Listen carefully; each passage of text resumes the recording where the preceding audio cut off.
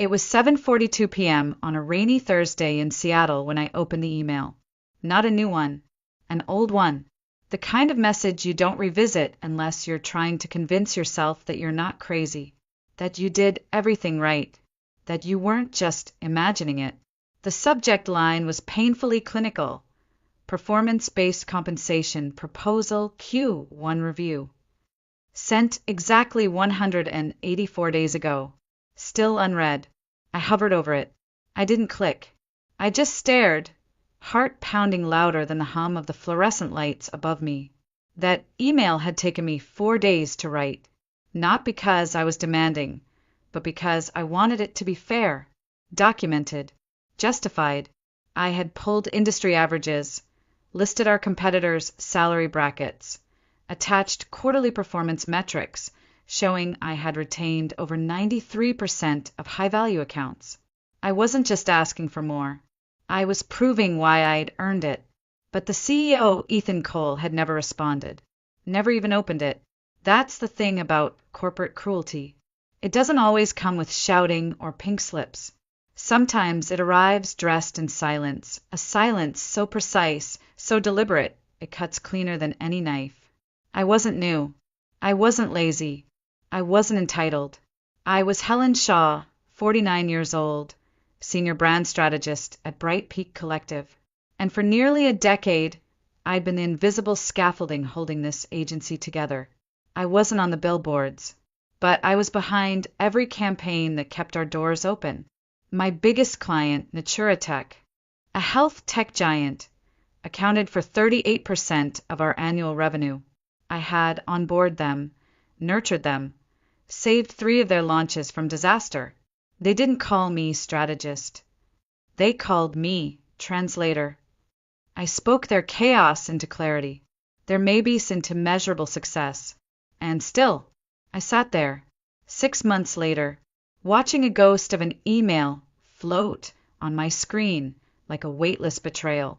I leaned back, hand trembling slightly as I reached for the cold cup of chamomile tea beside me.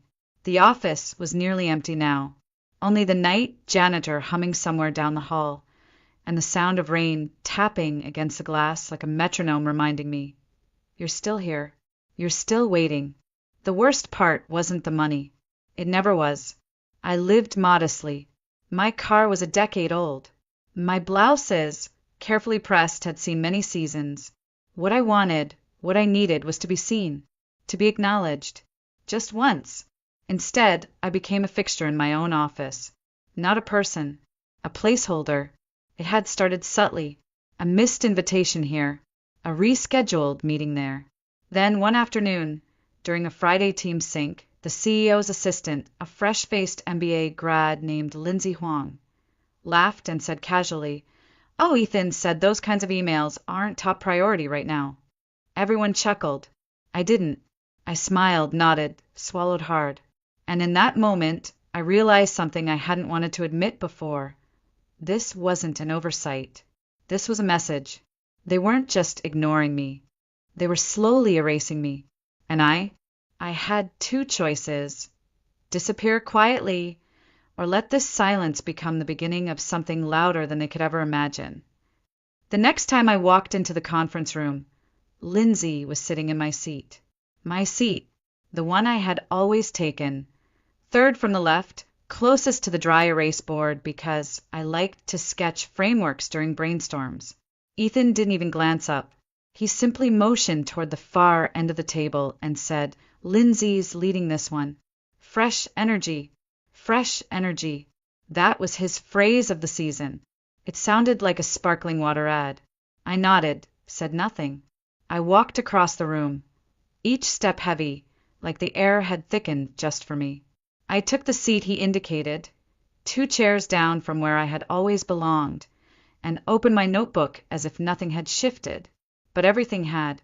Lindsay began the meeting by reading from a script I had written during her onboarding 2 months ago, word for word. She mispronounced the client's name, stumbled over the campaign terminology, but no one corrected her. Ethan smiled and nodded, arms folded like a mentor who just discovered the next big thing. And everyone else, They averted their eyes, the way people do when they sense a slow-motion tragedy unfolding but don't want to be caught watching. I sat through it all. Every stutter, every hollow pitch. I didn't interrupt, didn't interject. Not because I wasn't qualified, but because I knew then, truly knew, they had already made their choice. This wasn't about growth. It wasn't mentorship. It was succession. Silent, strategic, and sanitized.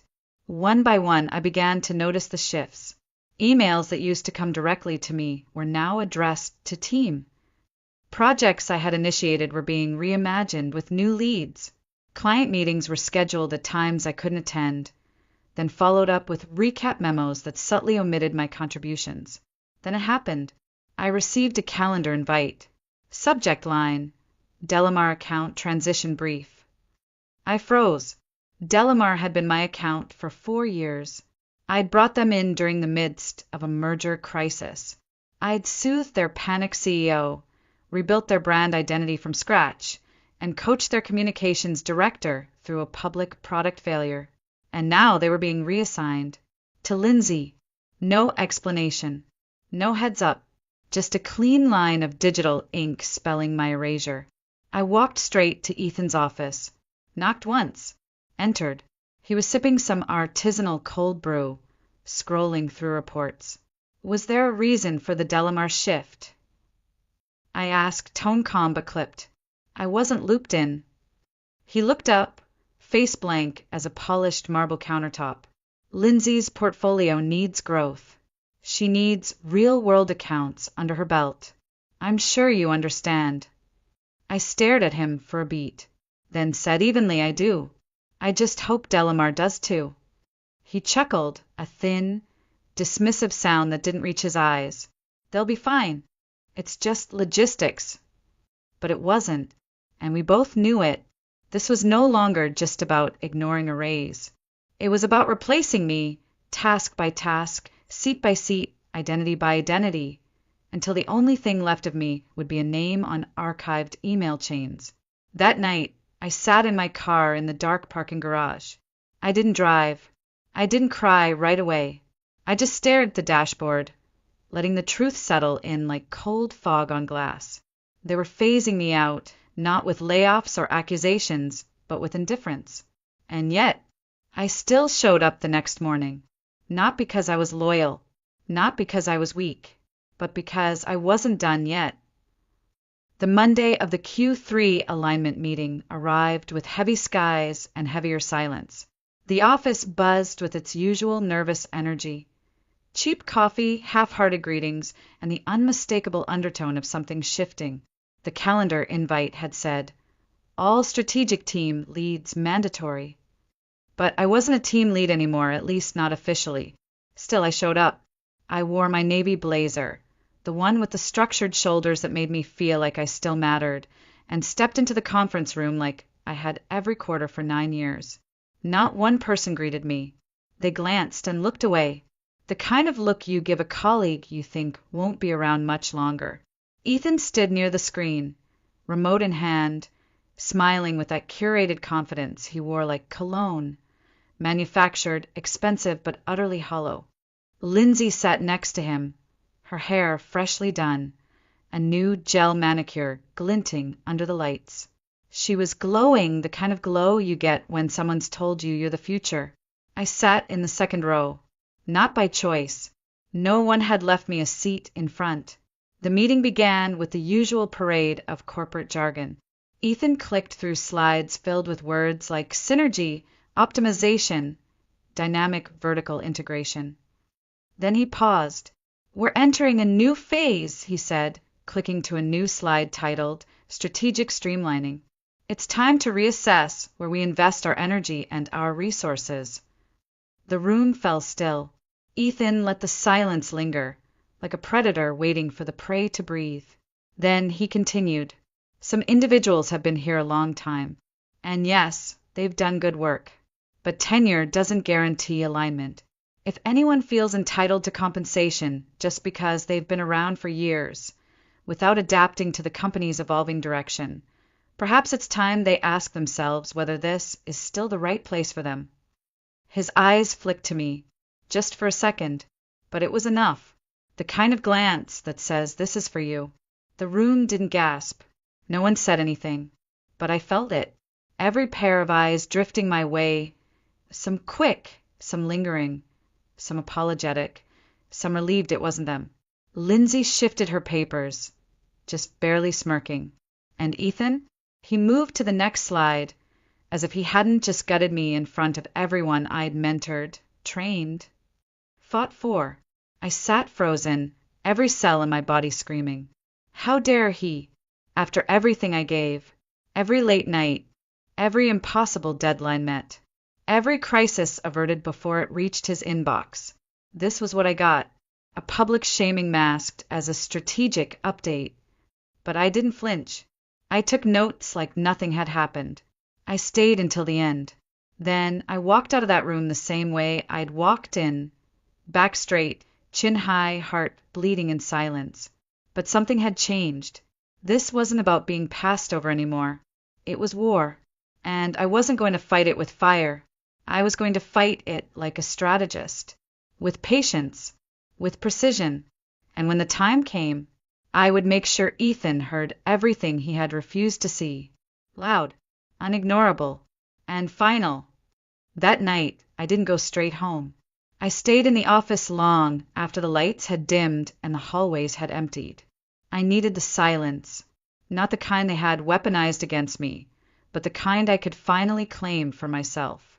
I sat at my desk, hands still, heart racing. Then I opened my inbox. Not to work, not to delete, to remember. I scrolled past the unread proposal, past project updates, past meeting invites, until I found it. Subject: no matter what, your work doesn't go unnoticed.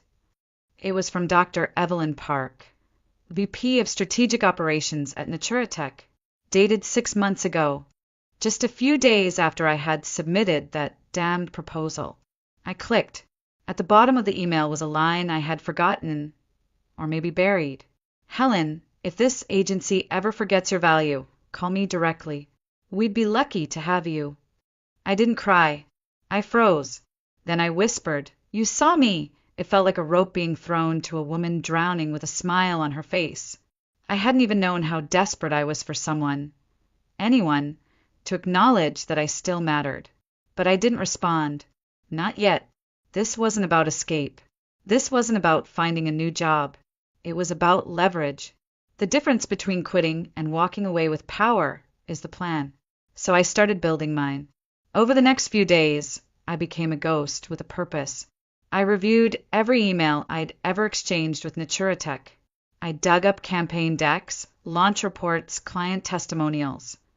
All of it showing my fingerprints. I didn't steal. I didn't download. I didn't forward files. But I organized my truth.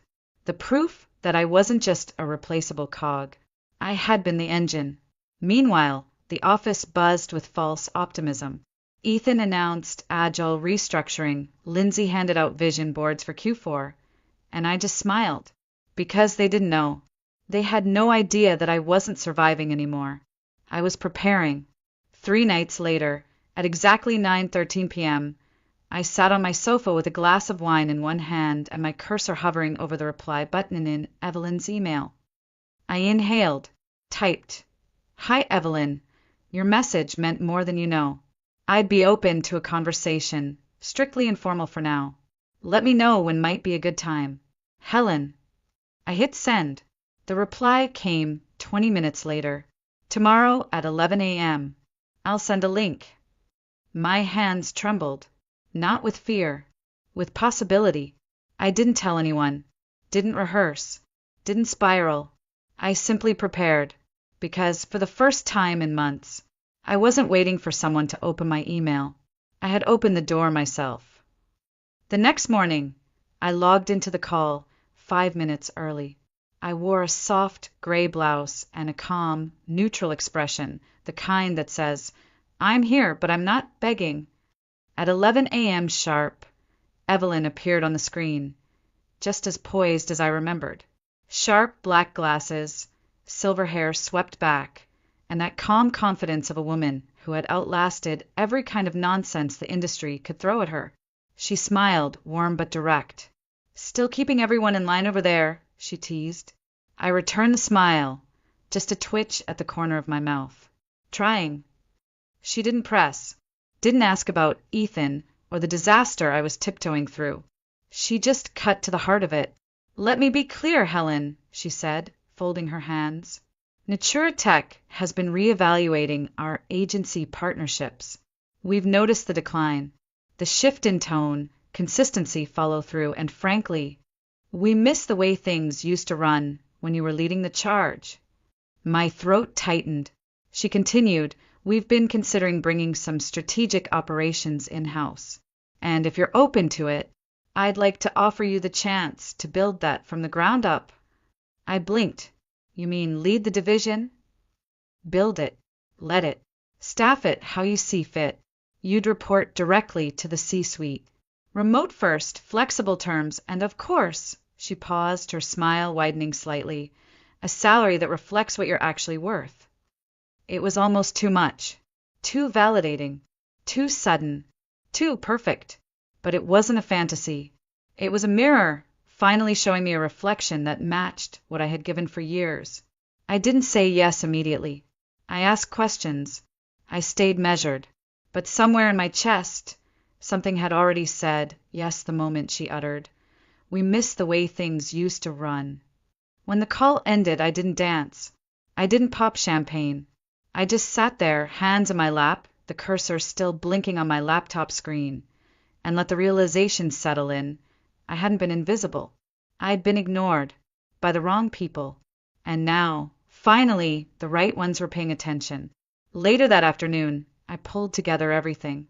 Not stolen files, not confidential data, just the full story, my story, the records, the decks, the before and after snapshots of campaigns I'd rebuilt from ashes. I needed to be ready, because this wasn't just an exit. It was an exodus, and I wouldn't be walking out alone. Behind me would be the weight of everything they had taken for granted. It happened on a Thursday, the kind of Thursday that looked like any other, drizzly, gray, the scent of burnt coffee lingering in the break room. No one expected the tremor beneath their feet. I was sitting at my desk, reviewing my final notes for the week, when the first email came through. Subject line: Contract termination, Natura Tech. No greeting, no explanation, just one clean, cold statement from their procurement team to ours. Effective immediately. I read it once, then again, and then I smiled. Not a grin of vengeance, just the kind of small, quiet smile you wear when something inevitable finally arrives. I didn't say a word, didn't forward it, didn't react. But 20 feet away, Lindsay's screen lit up. I saw her shoulders tense. Minutes later, Ethan's door opened so hard it hit the wall. He stepped out with his phone glued to his ear. Voice hushed, movements clipped and sharp. The office fell under a strange hush. Not silence exactly, but tension, like the building had started to realize its foundation was cracking. By noon, the leadership team had huddled behind closed doors. By 2, Lindsay was summoned into the boardroom, trying to look composed as she juggled her laptop and printed talking points. And me? I typed, calmly, quietly, as if none of it involved me at all. Because they still didn't know. They didn't know how deep this would go. Natura Tech wasn't just our biggest client. They were our anchor, our credibility in every new business pitch. The reason our Q2 numbers had survived a downturn. Without them, the entire operation trembled. By late afternoon, the panic had started to show. Delamar Imports went quiet. Greylight Labs requested a strategic review of their ongoing contract. Ethan passed my desk twice, didn't look at me once. I wasn't invisible anymore. I was untouchable. The next Monday, the air inside Bright Peak was heavy. No fake smiles, no small talk, just whispers and darting eyes. People walked slower. Some stared at their screens like they were waiting for something else to disappear. Lindsay's desk was cleared by noon. Rumor said she'd been reassigned to internal documentation. No clients, no campaigns, no visibility. I didn't ask, because by then my phone had already buzzed. A call from Evelyn? No, from Naturatech's chief operating officer. He didn't waste time. Helen, we finalized the internal structure for our new strategic innovation division, he said. His voice was crisp, steady, and the decision was unanimous. A pause. We want you to lead it. I sat still. You'll build the department from scratch, he continued. You'll hire your own team. Report directly to our board. Full autonomy. Flexible location. And, of course, a compensation package that reflects exactly what you've earned. For a second, the hum of the office around me faded. This wasn't just a new role. It was validation. A position designed around my value, not in spite of it. And it had arrived not with applause, but with silence. The kind of silence I had learned to survive, and now to control. The next morning, Ethan emerged from his office like a man waking up inside the wreckage he'd created. His tie was loose. His smile, usually sharp and practiced, was cracked at the corners. He looked unfinished. He stopped by my desk, hesitated, then said, "Helen, got a minute?" I stood. No rush, no reaction, just presence. We walked into the boardroom, the same room where he once handed my seat to Lindsay without blinking. Now, it was just the two of us, the door clicking shut behind us like a lock sealing off the last page of a story. He didn't sit. Neither did I. He turned slowly, arms crossed, like he was searching for the version of me who used to say yes to everything. "So, Naturatech," he began, forcing a laugh. "Do you know why they pulled out?" I looked him square in the eye. "I assume it wasn't the weather." That landed. His face twitched. "Come on, Helen." I kept my voice level. "I'm not part of their leadership team." A pause. A flicker of realization in his eyes. "So, they did reach out to you." I didn't answer. I didn't have to. He exhaled sharply, pacing once. "Look, I know things have been tense. I was trying to push for a leaner model, fresh talent, you know. Maybe I misread some of the dynamics. But if you have any insight, any ideas on how we might re-engage with them, I'd really value your help." That word, value, it rang so false in the air I almost laughed. But I didn't. I just tilted my head. "Calm. Precise. 6 months ago," I said, "I sent you a proposal outlining what I needed, what Naturatech needed, what the entire strategic department needed to thrive. You never opened it." He blinked. "You also reassigned my accounts," I continued, undermined my role, and promoted someone with no experience to replace me. Publicly. "I miscalculated," he said, quietly. "We both know you were central to that relationship." I stepped closer. Not confrontational, just present, grounded. "I wasn't central," I said. "I am." Then I added with finality, "I've accepted an offer from Naturatech. I'll be leading their new strategic division, effective immediately." His face went pale. "You're serious?" Dead serious. A silence stretched between us. He clenched his jaw, arms folding tighter, like he could still hold something together. "You're making a mistake," he muttered. "No," I said, steady. "You did." And with that I turned, walked to the door, and left. Not just the boardroom. The building. The chapter. I didn't clear out my desk. There wasn't much left anyway. Over the months, I'd slowly stripped it down. First by accident, then by instinct. No framed awards. No photos. No artifacts of a loyalty that had been left unreciprocated. I paused at the elevator. The hum of fluorescent lights. The soft clicking of distant keyboards. And behind it all, the slow, inevitable collapse of a kingdom that thought I was just another piece to be replaced. The elevator doors opened with a soft chime. I stepped inside without looking back. No one followed. No one stopped me. And that was perfect. I didn't want a goodbye party. I didn't want a signed card from people who hadn't looked me in the eye for 6 months. I didn't want a cheap sheet cake in the break room with "Good luck, Helen" written in blue frosting by someone who couldn't remember my last name. What I wanted was for my silence to match theirs. I pressed the button. The doors began to close. Then Helen. I looked up. It was Lindsay. She stepped toward the elevator, stopping just shy of the threshold. Her tone was cautious, not remorseful, not defensive, just unsure. "Are you leaving?"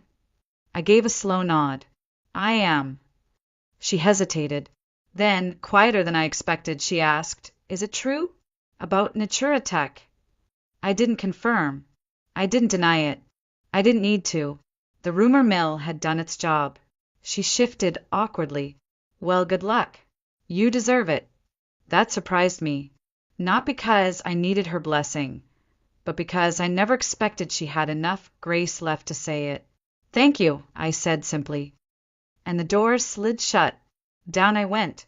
Through the floors I had once fought to rise in. Through the walls that once heard my ideas and later forgot them. When I stepped into the parking garage, the air felt different. Lighter. Cleaner. Sharper. I hadn't realized how heavy it had been to stay. To perform. To shrink myself so that others could shine brighter. No more.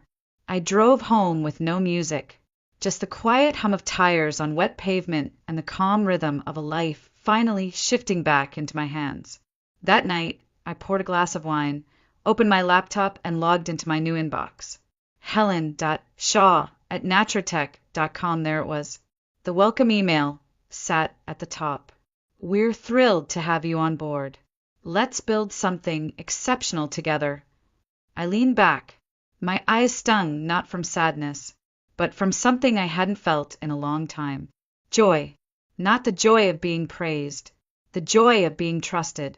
Because for the first time in months, I wasn't surviving. I was starting over. And this time on my terms. 3 weeks into my new role, the first ripple reached me.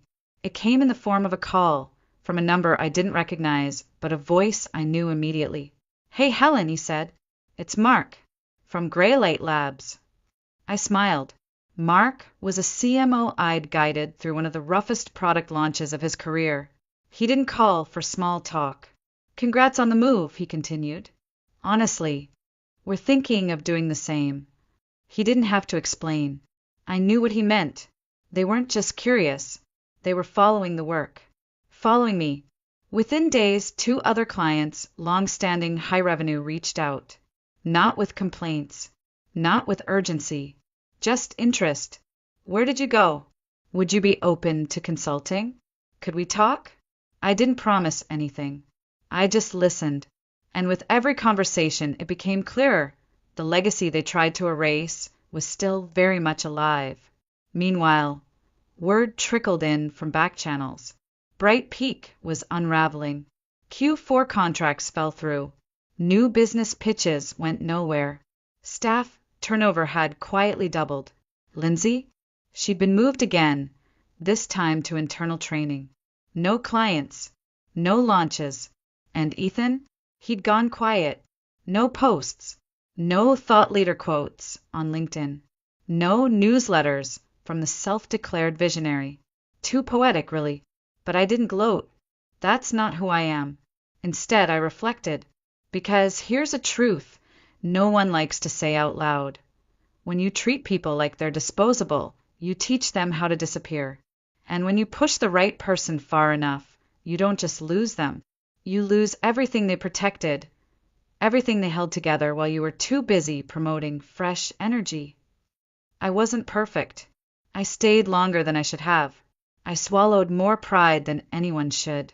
But I walked away with my dignity intact, and a new chapter already in motion. I used to think power came from titles, corner offices, invitations to speak at retreats. Now I know better. Power comes from knowing your worth, holding your line, and walking away when you're no longer respected. So if you've ever been made to feel invisible at work, at home, in life, just remember this.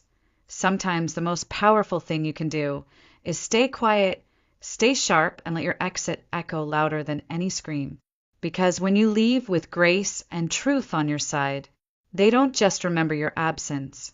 They feel it every single day.